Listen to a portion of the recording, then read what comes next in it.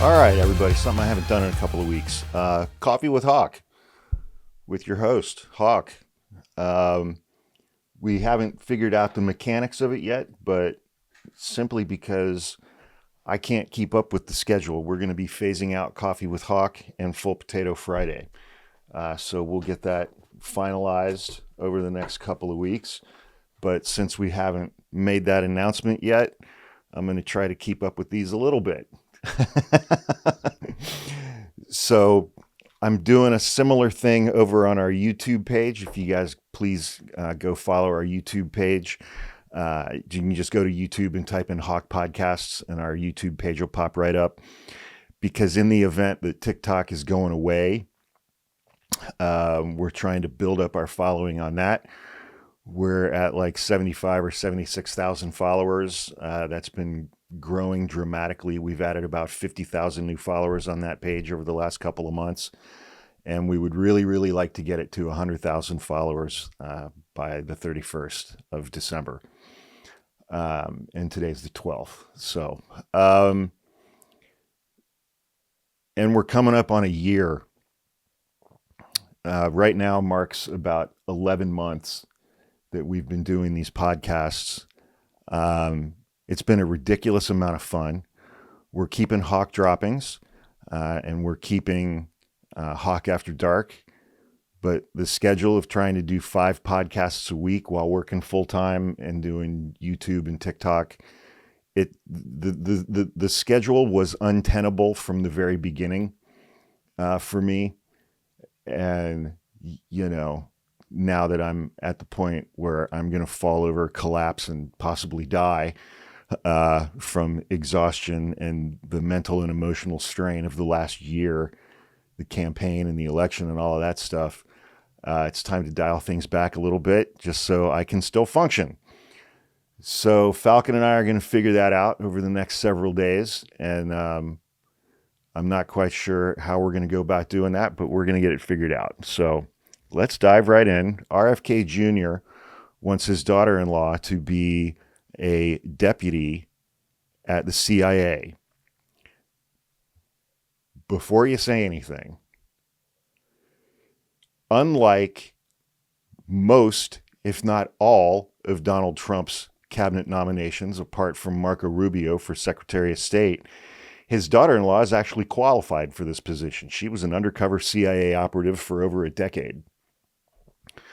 So she's already met with Trump's choice for CIA Director John Ratcliffe.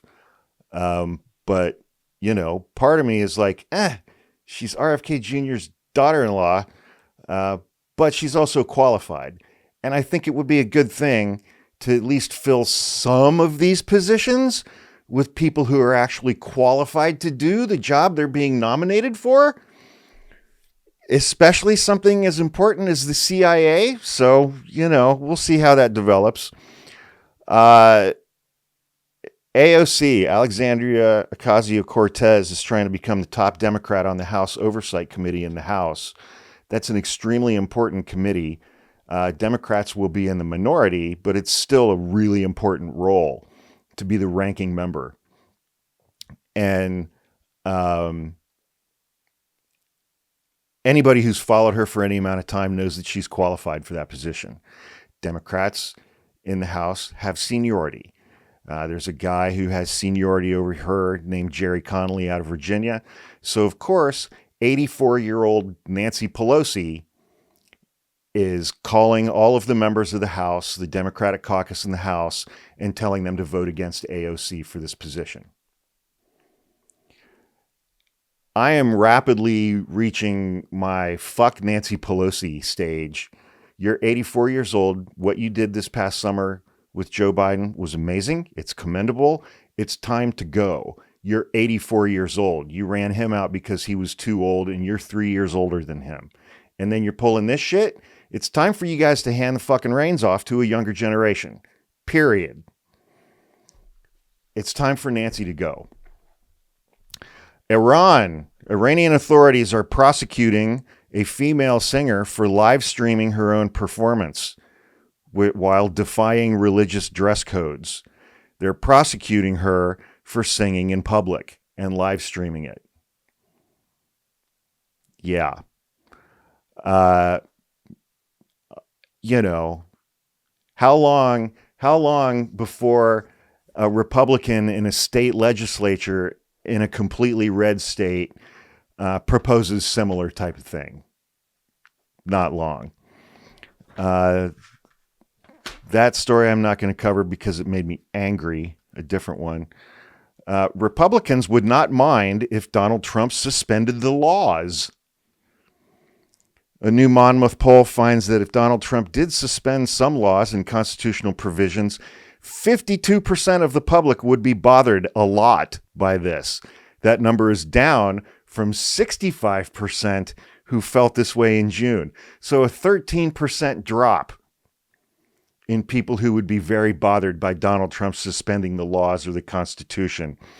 Just 23% of Republicans would be upset if Donald Trump suspended the laws or the Constitution. We're doing great. A Justice Department watchdog found that there were no undercover FBI employees at the U.S. Capitol during the January 6th, 2021 riot, rejecting speculation from allies of President Trump who have for years used the term Fedsurrection, saying that the violence that day was provoked by undercover federal agents. They just made that up. Benjamin Netanyahu now says he wants a hostage and a ceasefire deal. Okay. Whatever. Fuck that guy. Donald Trump says he may reject spending bills and budget bills from Congress if those bills do not incorporate cost-cutting plans being drafted by billionaire advisors Elon Musk and Vivek Ramaswamy of the Doge Committee. Oh, man. Our only hope is that Republicans in the Senate keep the filibuster. That's our only hope. Did he lie? Donald Trump sparks fury with apparent pledge backtrack on groceries. He campaigned in every single rally. He said, we're bringing inflation down and we're going to bring the price of your groceries down. I'm going to cut the cost of energy by 50%. He never said how other than through tariffs and tax cuts. And he said on Monday on Fox News, pointing to high grocery prices, Trump says, I won an election based on that. He campaigned on it. You just watch. They'll come down fast. Not just insurance, but everything. And then he appeared on NBC News. He was interviewed by Kristen Welker. And he was like, well, it's hard to bring things down once they've gone up. I don't know if I'll be able to do that. He's 5 weeks away from taking office, and he's already backtracking on the pledge that many people argue won him the election. Yeah. Oh, man. Worst prepared candidate. GOP senator says Trump pick is flaming out in Capitol meetings. So think of everybody who Trump nominated for cabinet positions. We're going to play a little game here. And think which one is doing the worst in their individual meetings with Republican senators. Who do you think it is? If you guessed Tulsi Gabbard, you're correct. Donald Trump has nominated her to be Director of National Intelligence. She would be in charge of America's 18 intelligence agencies. She was good friends with Syrian dictator Bashar al-Assad and had gone to visit him in Syria. And she repeated propaganda that the rebels in Syria had used chemical weapons on Syrians, when in fact it was Bashar al-Assad who had used chemical weapons on civilians. She has also proven herself to be very susceptible to Russian propaganda as well, and loves Vladimir Putin.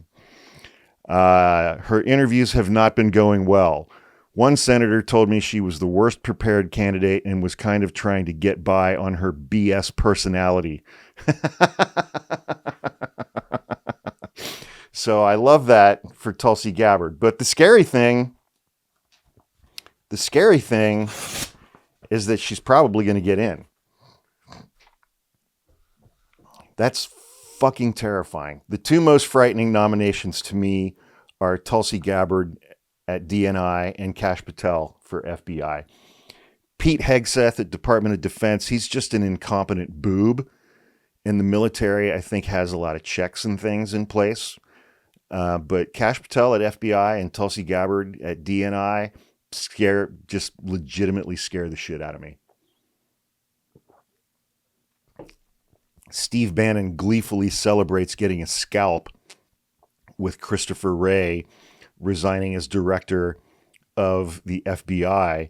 And he rages at Rupert Murdoch for the Wall Street Journal's negative coverage of Kash Patel. Speaking about the FBI, he said, "We don't call it the Gestapo, we call it the American Gestapo." Stunningly, Chris Wray resigns. This is what's so great about these people. They're so tough, so puffed up, you know, that when the going gets tough and they go ahead and do this, they're running for the hills. Whatever. He's very, very, very angry at Rupert Murdoch because the Wall Street Journal is saying negative things about Kash Patel. Go sit in Rachel Maddow's lap and say that. We're tired of the media, these phony reporters. We're tired of it. Coming out and making editorial comments and making stuff up and lying about Kash Patel. I want to say something right here, folks. My favorite topic. What's my favorite topic? If you said the Murdochs, you're absolutely correct. I'm just today's Wall Street Journal, right? The Wall Street Journal. Okay, then he just starts babbling. And he just rails against Rupert Murdoch and the Wall Street Journal because they're saying negative things about Kash Patel. Because Kash Patel's a crazy man. He's a bug-eyed little weasel. CNN's Van Jones frets that the fringe has replaced the mainstream media, so I guess I'm fringe, by saying, we're on cable news getting 1 to 2 million viewers while they're getting 14 million people on their live streams. So here's an interesting thing. There is not one single show on CNN that gets 1 to 2 million viewers. They're firmly in the 400,000 to 600,000 viewer range. By comparison, my average daily views on TikTok are in the neighborhood of 1.5 million. So I get more views than most CNN shows, which is crazy when you think about it. The number of people who watch my TikToks every day is 3 times the number of people who watch Morning Joe every day on MSNBC. It's bonkers. So Van Jones has a right to be concerned. Megyn Kelly goes off on Caitlyn Clark. So Caitlyn Clark was named the athlete of the year. She was not named the female athlete of the year. She was named the athlete of the year by Time Magazine. And she gave an interview to go along with that.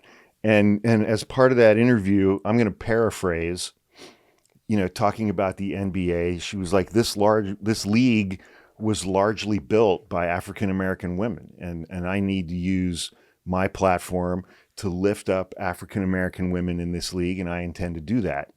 And she says, everything that I have, I earned, but I also have white privilege. And she acknowledged that. Those comments completely set off people on the right. They said she was being woke. She was kowtowing to the very far left and the woke mob and all of that shit, simply by acknowledging 2 things that are factual. The WNBA was largely built on the talent of black women, and that Caitlin Collins has white privilege. I don't think anybody can dispute those 2 statements as being factual. They just are. They're just true. And as with so many things on the right, when you say things to people on the right that are factually correct and true, they absolutely lose their fucking minds. And so Megyn Kelly said she was fake, called her a sellout, and a whole bunch of other names for caving to the woke mob. So, some things never change. All right, that wraps up today's Coffee with Hawk. Thanks everybody for listening. Please go and support and subscribe to our YouTube page as well. Totally free to do that. Just go to YouTube and search for Hawk Podcasts in the search bar. And thanks everybody for listening and subscribing. And I'll see you guys soon. Thanks.